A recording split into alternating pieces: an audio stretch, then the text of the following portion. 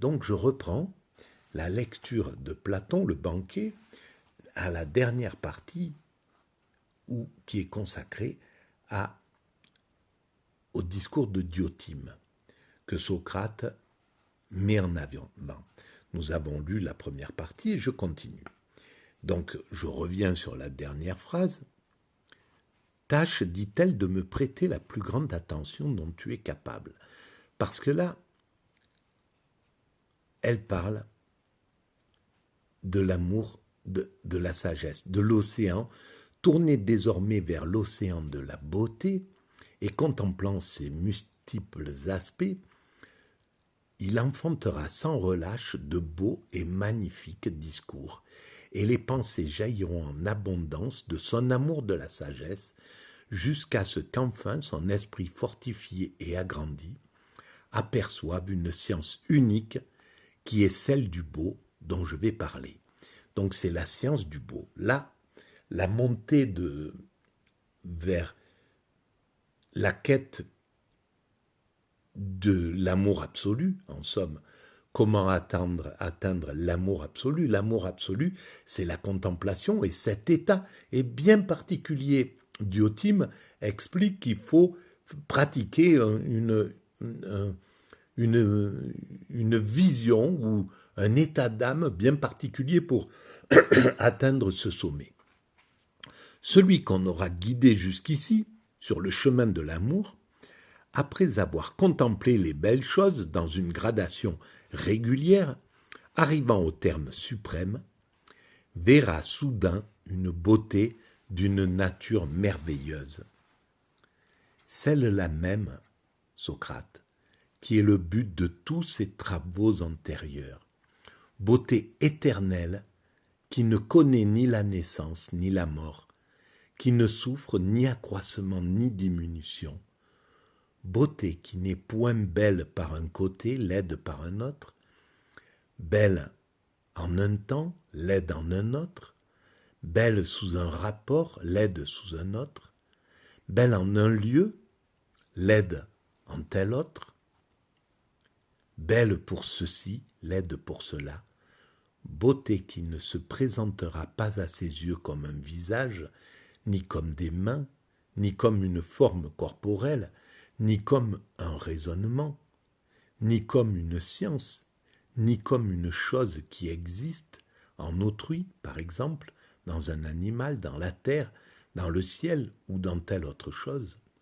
Beauté qui, au contraire, existe en elle-même et par elle-même, simple et éternelle, de laquelle participent toutes les autres belles choses, de telle manière que leur naissance ou leur mort ne lui apporte ni augmentation, ni amoindrissement, ni altération d'aucune sorte.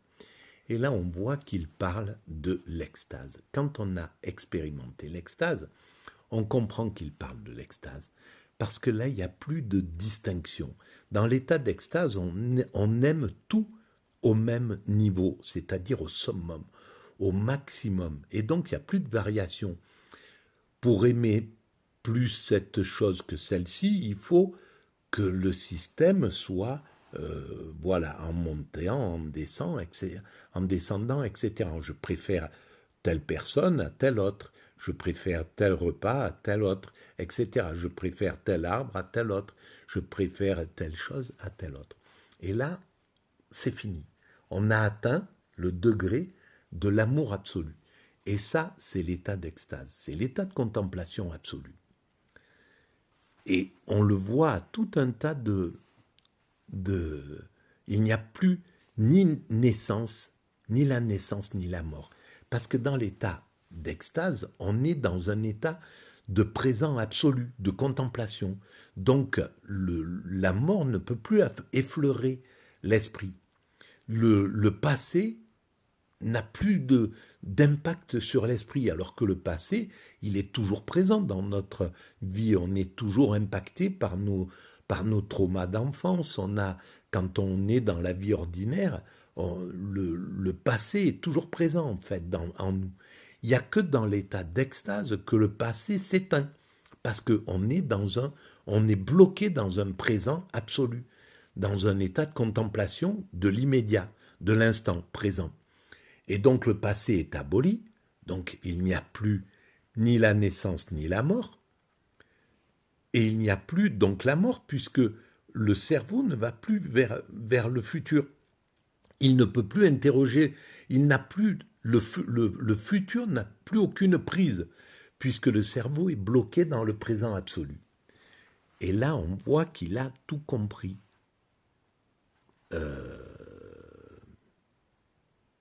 Platon. Quand on sait élever des choses sensibles par un amour bien entendu des jeunes gens jusqu'à cette beauté, et qu'on commence à l'apercevoir, on est bien près de toucher au but. Car la vraie voie de l'amour, qu'on s'y engage de soi-même ou qu'on s'y laisse conduire, et c'est exactement ça. Moi, ça a été, je suis tombé dedans, je n'ai fait aucun effort. C'est accidentel, je ne savais pas ce qui m'arrivait, je suis tombé dans cet état d'extase, ou qu'on s'y laisse conduire. C'est de partir des beautés sensibles et de monter sans cesse vers cette beauté surnaturelle en passant comme par échelon d'un beau corps à deux, de deux à tous, puis des beaux corps aux belles actions, puis des belles actions aux belles sciences, pour aboutir des sciences à cette science qui n'est autre chose que la science de la beauté absolue, et pour connaître enfin le beau tel qu'il est en soi. Là, on a atteint l'état d'extase, c'est la vision du beau en soi.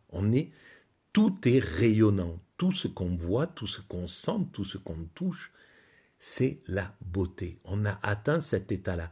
Mais ça passe pas par la conscience.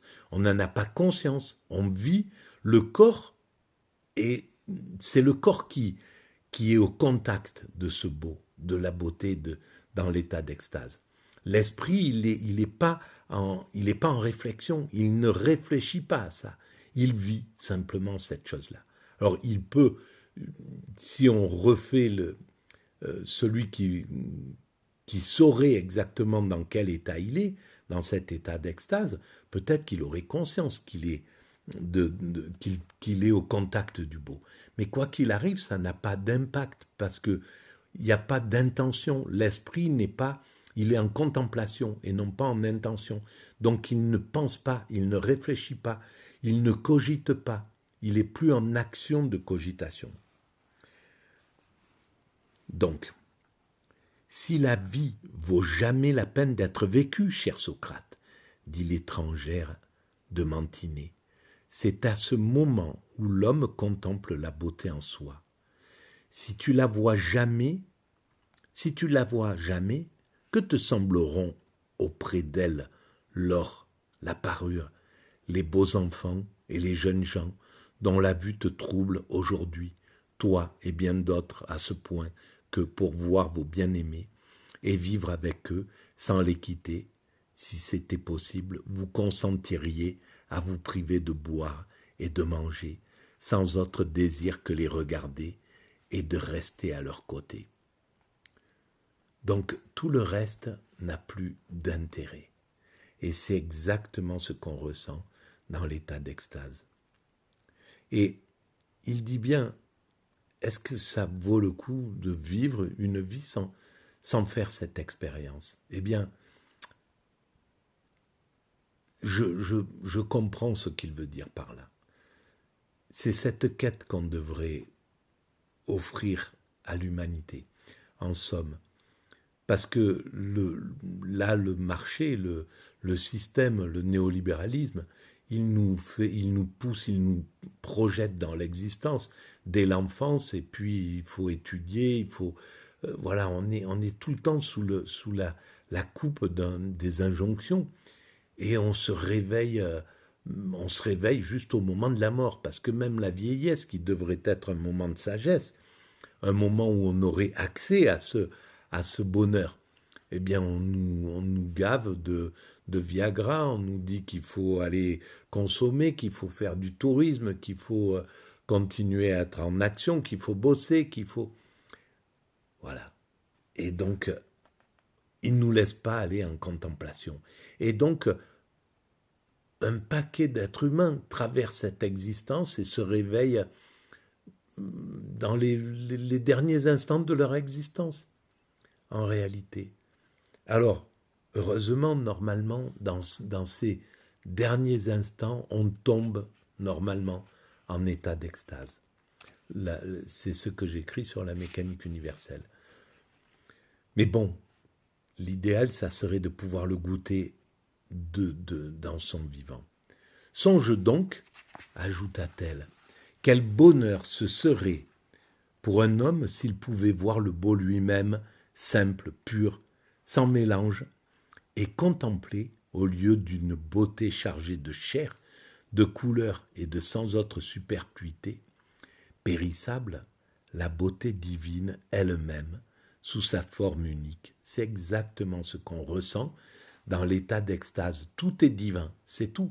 C'est pas, on contemple ça en réalité. Penses-tu que ce soit une vie banale que celle d'un homme qui, élevant ses regards là-haut, contemple la beauté avec l'organe approprié et vit dans son commerce? Alors l'organe approprié, c'est le corps en entier.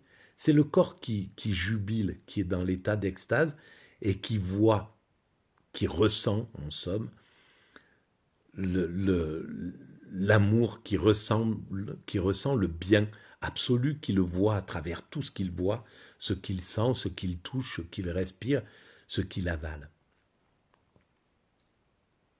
Ne crois-tu pas, ajouta-t-elle, qu'en voyant ainsi le beau avec l'organe par lequel il est visible, il sera le seul qui puisse engendrer non des fantômes de vertu, puisqu'il ne s'attache pas à un fantôme, mais des vertus véritables, puisqu'il saisit la vérité. Oui, et dans cet état, on n'est qu'une vertu. Tout ce qu'on fait, c'est vertu.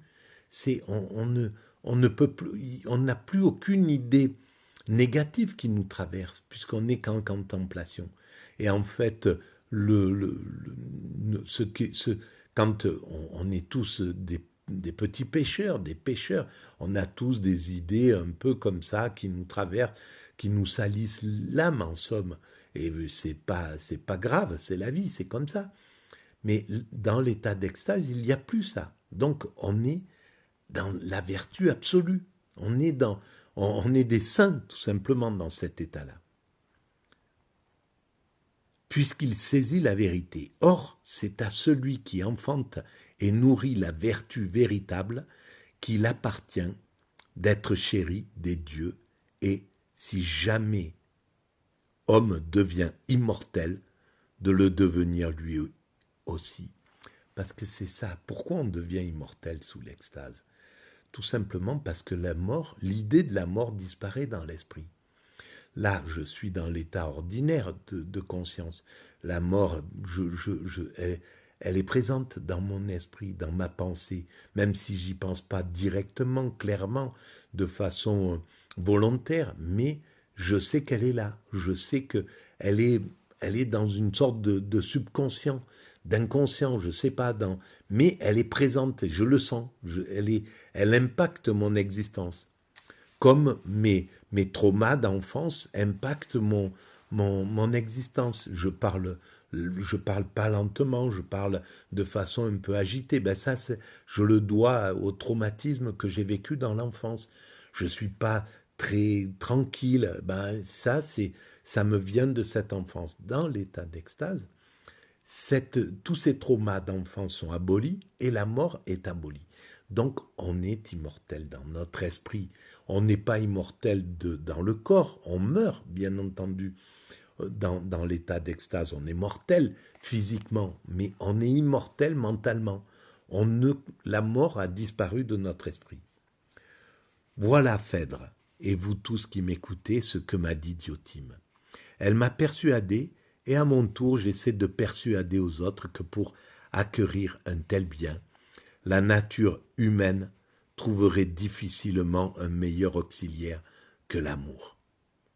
Et voilà, je vais arrêter là pour cette deuxième vidéo. Je pense que toute ma théorie est dite là-dedans. Voilà. Je vous remercie de votre écoute et je vous dis à très bientôt. Merci.